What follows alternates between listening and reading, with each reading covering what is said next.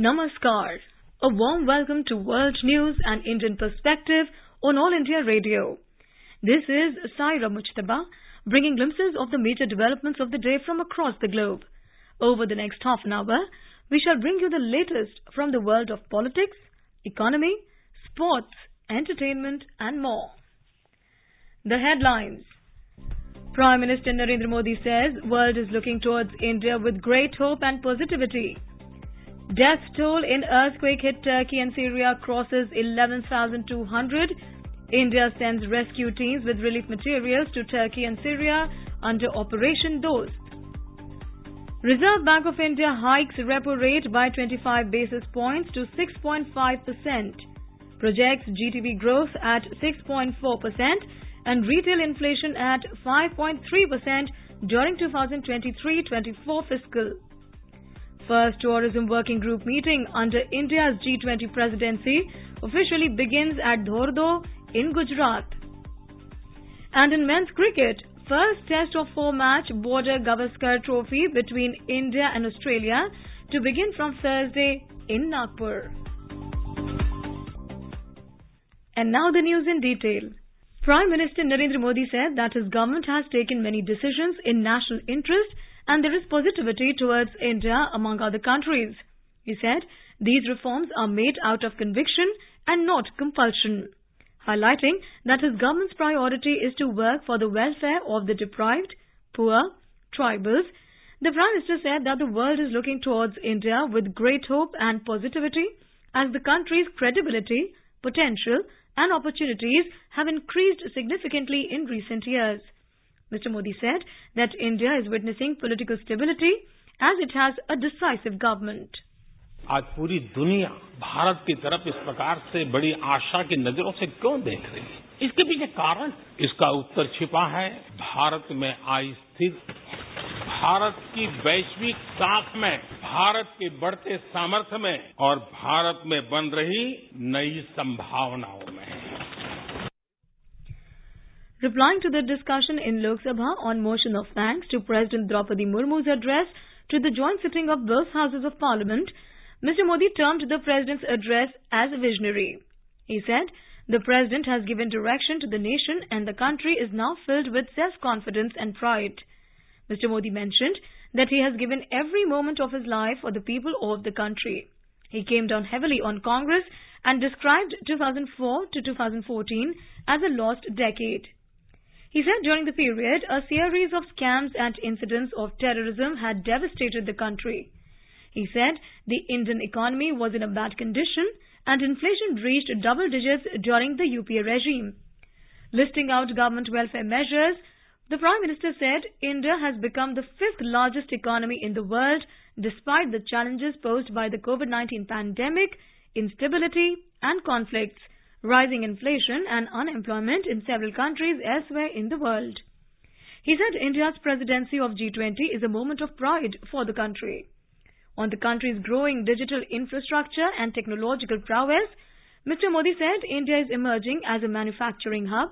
He said the country has emerged as the world's 3rd largest startup ecosystem and has more than 90,000 startups.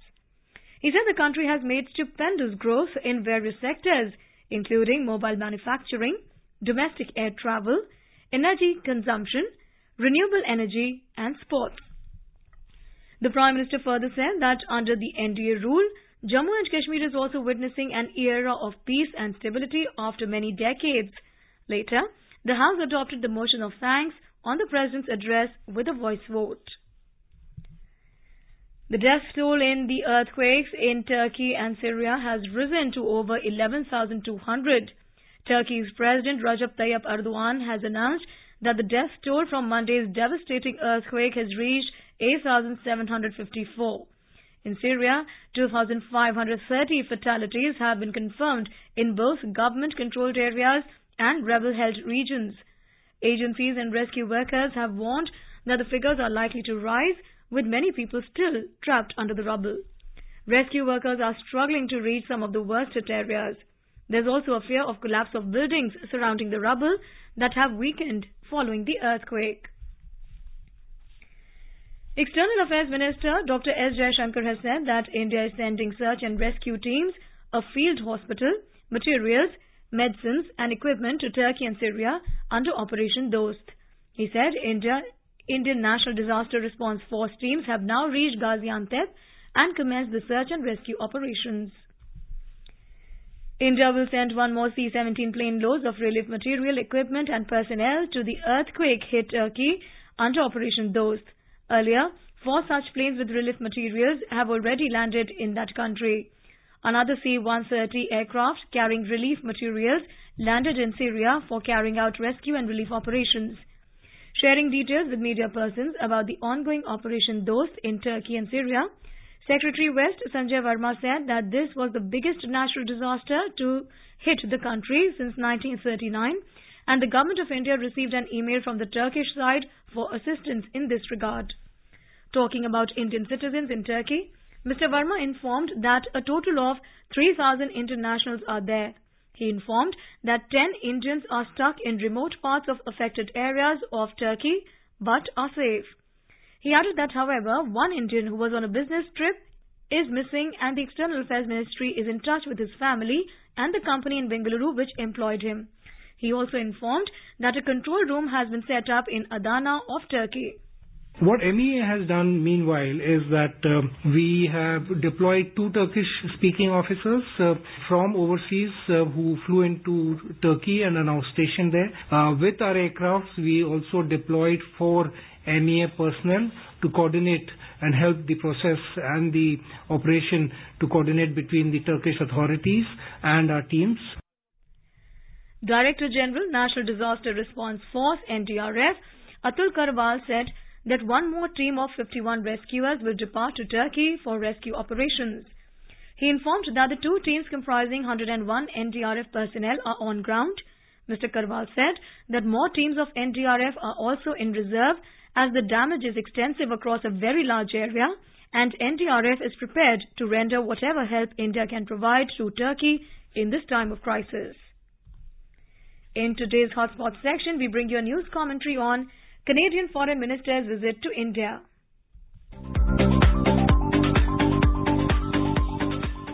Canadian Minister of Foreign Affairs Melanie Joly was on her first official trip to India. The 2-day trip was aimed at deepening bilateral ties and foster stronger partnerships. Both India and Canada want to collaborate on global and regional issues, especially as India holds the presidency of G20 this year. Ms. Joly's visit is particularly significant as she is due to visit Delhi again next month for the G20 Foreign Ministers meeting and the G20 summit later this year.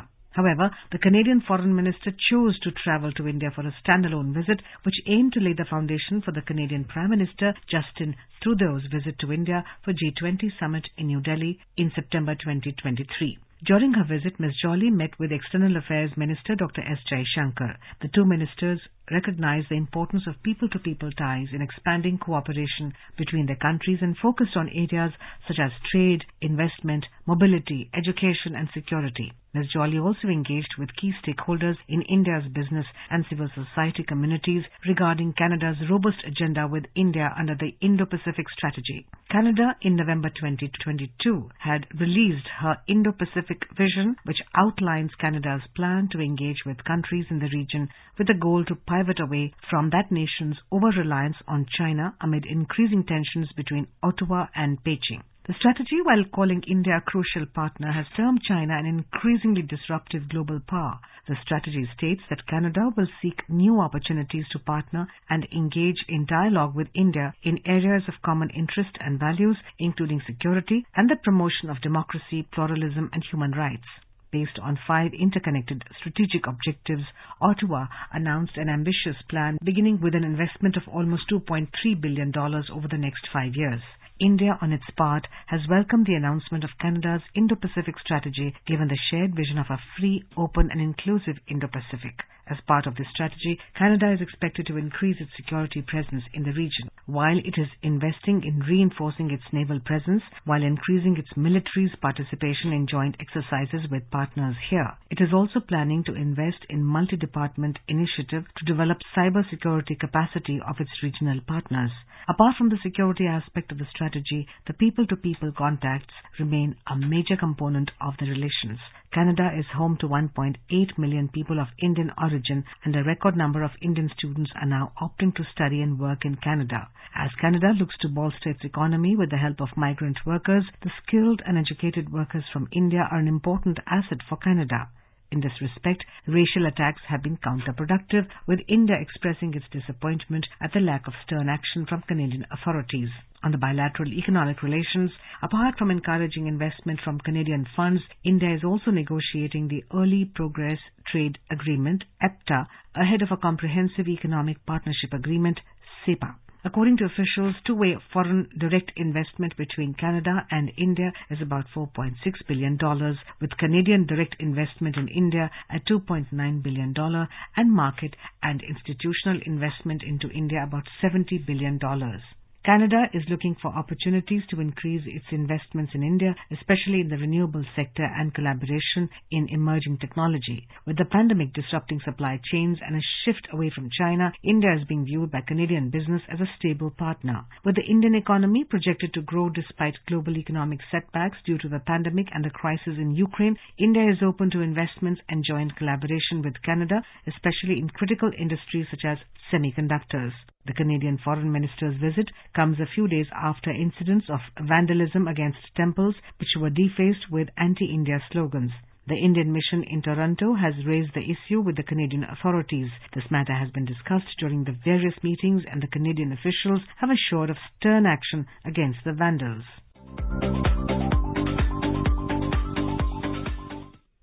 This is All India Radio giving you the world news.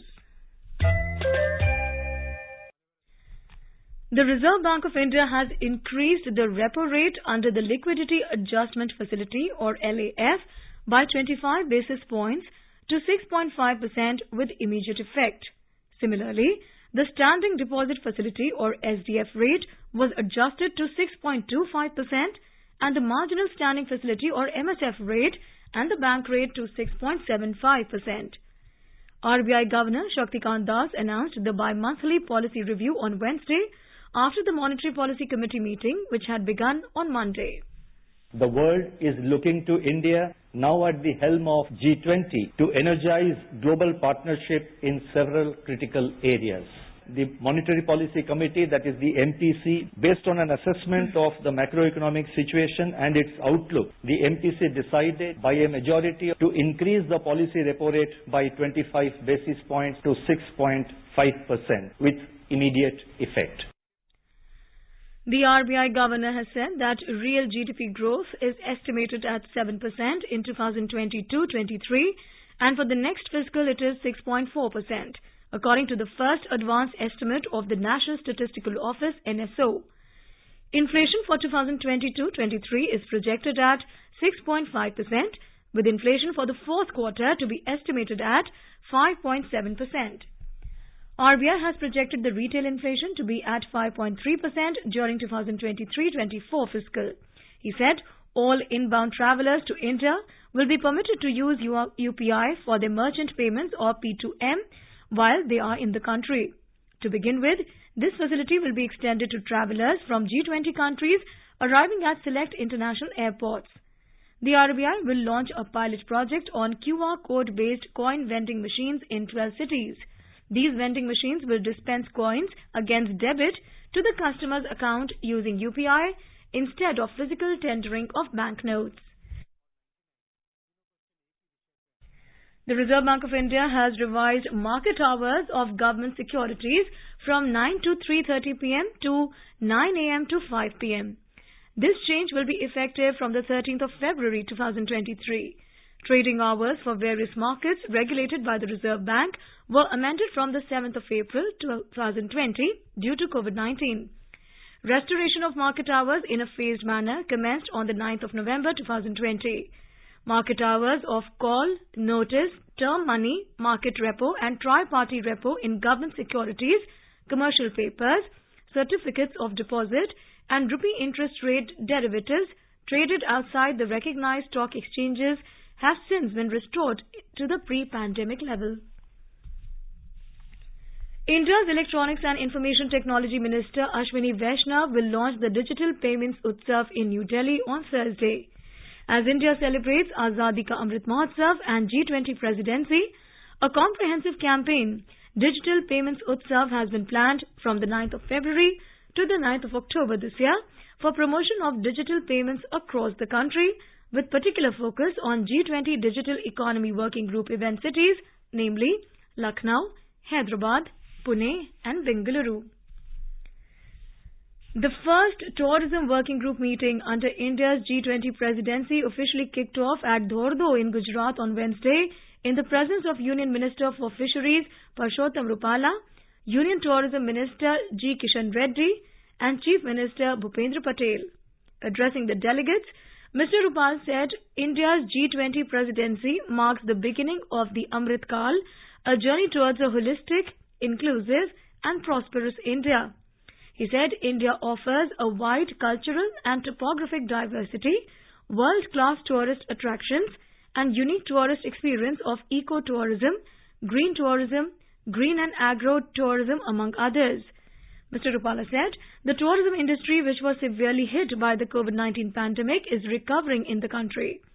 He highlighted India's priorities as part of its G20 presidency to achieve inclusive growth, sustainable human-led development and climate finance.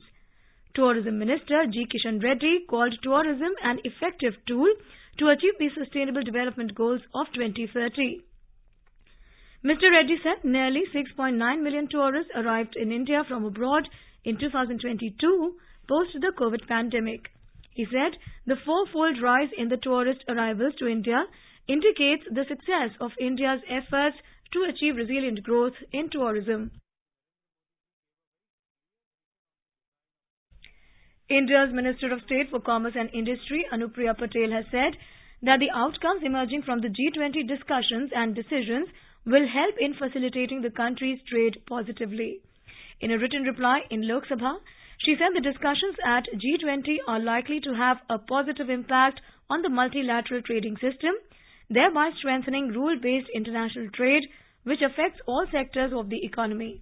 She observed that G20 countries account for around 85% of global GDP and over 75% of global trade. Sri Lanka's Prime Minister Dinesh Gunawardena has said that India is the biggest friend of the island nation in times of crisis. Addressing a function in Colombo, Mr. Gunawardena called on Indian companies to invest further in Sri Lanka. Speaking at the event, High Commissioner Gopal Bagle said that the driving force behind the spirit of engagement in the Indian government and Indian corporates was the community-centered business practices and philosophy of Vasudhaiv Kutumbakam. India's Minister of State for Information and Broadcasting, Dr. L. Murugan, will be on a visit to Sri Lanka from Thursday till the 12th of this month. During the visit, he will participate in the dedication of the Jaffna Cultural Centre, constructed with grants from India to the people of Sri Lanka. European Union has allocated 4 million euros in grants for fertilizers, seeds and training to the most vulnerable farmers in Sri Lanka. The program will be implemented by Food and Agriculture Organization or FAO in the island nation. Sri Lanka's agriculture had been severely impacted over the last two harvest seasons due to major crop failures and lack of fertilizers. Sri Lanka's Agriculture Minister Mahinda Amaravira said during 2022, fertilizers were made available under Indian credit. Ambassador of European Union Dennis Chabi expressed pleasure on joining hands with FAO for reviving Sri Lanka's agricultural sector to prevent food shortages and increase farmers' incomes. The Government of India has decided to extend the last date of internship completion for those students who are eligible for NEET PG 2023 to the 11th of August this year. The Union Health Ministry said the decision was taken considering the future of more than 13,000 MBBS students across 5 states and union territories who were not eligible for NEET PG 2023 exam due to delayed internship. The ministry has also decided to extend the last date of completion of internship for Bachelors of Dental Surgery (BDS) students to the 30th of June this year. It said more than 3,000 BDS students across states and UTs were not eligible for NEET MDS 2023 exam due to delayed internship. The government has said that the NEET PG 2023 exam has not been postponed and it will be conducted on the scheduled date of 5th March. The Union Health Ministry said a fake notice has been circulating on social media in the name of National Board of Examinations.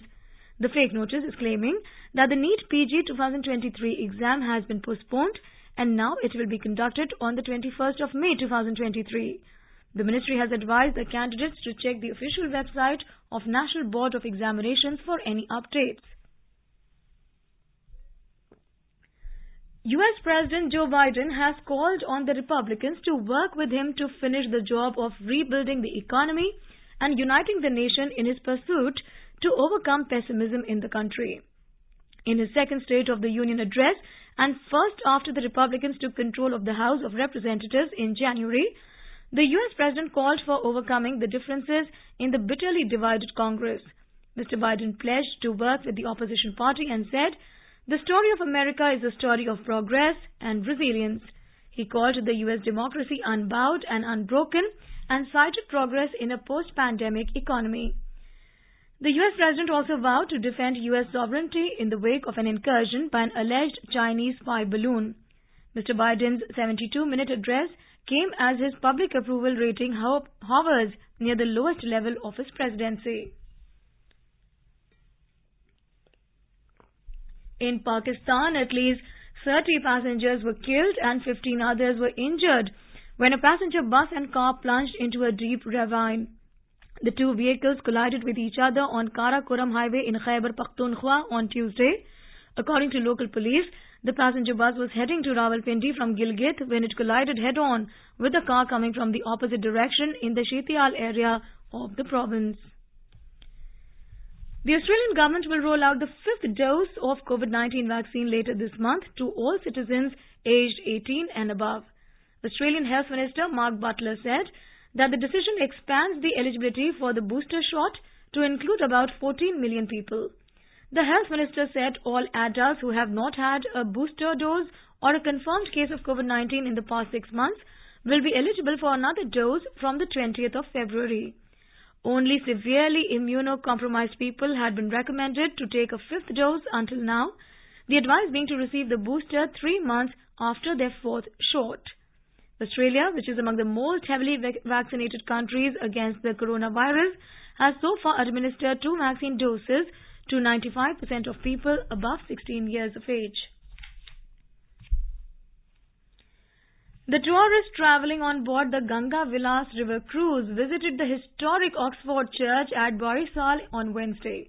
On arrival from Morleganj at Barisal Jetty in the afternoon, the cruise members were greeted by the Deputy Commissioner of Barisal, Mohammad Jahangir Hussain, with flowers.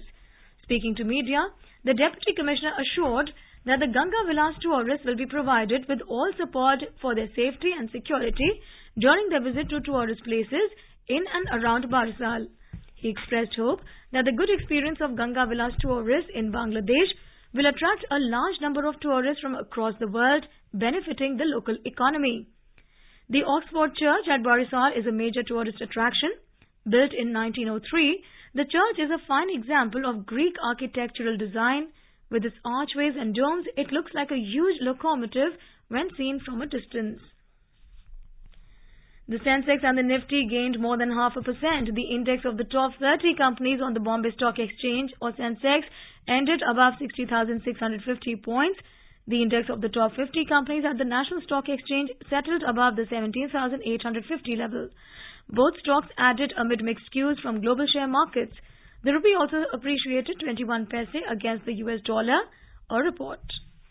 The Sensex rose 378 points or 0.63% to finish at 60,664. The Nifty also added 150 points or 0.85% to end at 17,872. Among global stock markets, Asian shares ended mixed.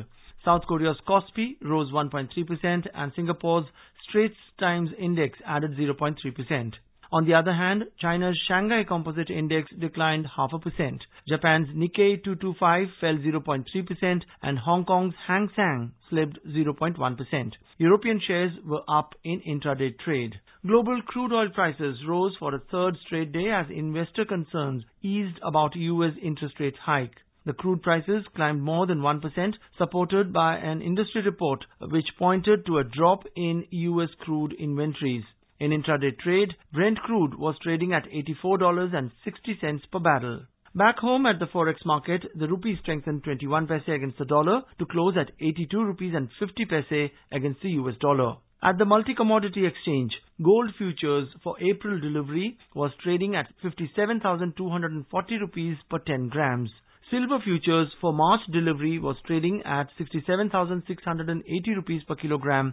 S. Rangabashiam for AIR News. On to sports now. The latest edition of the Border Gavaskar Trophy will kickstart on the 9th of February in Nagpur. While Team India aims to retain the trophy after a historic win in Down Under, Australia will look to win their first Test series in India since 2004-2005. Instituted in 1996 and named after legendary batters Alan Border and Sunil Gavaskar, the Border Gavaskar Trophy has had its moments of glory where history was rewritten, records were shattered and careers were molded. The 4-match series will be played at Nagpur, Delhi, Himachal and Ahmedabad. The ICC T20 Women's World Cup kick-starts in South Africa from the 10th of this month with the opening match between host team and Sri Lanka. This is the first time that the tournament is taking place in an African nation. The Harmanpreet Kaur-led Indian team will play their first match against Pakistan on Sunday, that is the 12th of February. After the major boost of the Indian team winning the inaugural Women's Under-19 T20 World Cup, the women's team is in high spirits. And now let's take a look at the major developments around the world as reported in the foreign press. South China Morning Post says, Xi Biden stake claims in China-US rivalry by touting opposing political systems. The Financial Times reports, UK pledges to give Ukraine fighter pilot training as Vladimir Zelensky visits. Le Monde reports, Turkey and Syria, intensity of earthquake and aftershocks was surprising. The Globe and Mail reports, Trudeau's offer won't bring fundamental change that healthcare needs, leaders say. The Japan Times reports, Kim's daughter joins North Korean leader on tour as military parade speculation mounts. And now a quick look at the headlines once again. Prime Minister Narendra Modi says world is looking towards India with great hope and positivity. Death toll in earthquake hit Turkey and Syria crosses 11,200. India sends rescue teams with relief materials to Turkey and Syria under Operation Dost. Reserve Bank of India hikes repo rate by 25 basis points to 6.5%, projects GDP growth at 6.4% and retail inflation at 5.3% during 2023-24 fiscal. First Tourism Working Group meeting under India's G20 presidency officially begins at Dhordo in Gujarat. And in men's cricket, first test of 4-match Border Gavaskar Trophy between India and Australia to begin from Thursday in Nagpur. And now before we end, let us listen to Mahatma Gandhi's favorite bhajan, Vaishnav Jan, by artistes from Italy.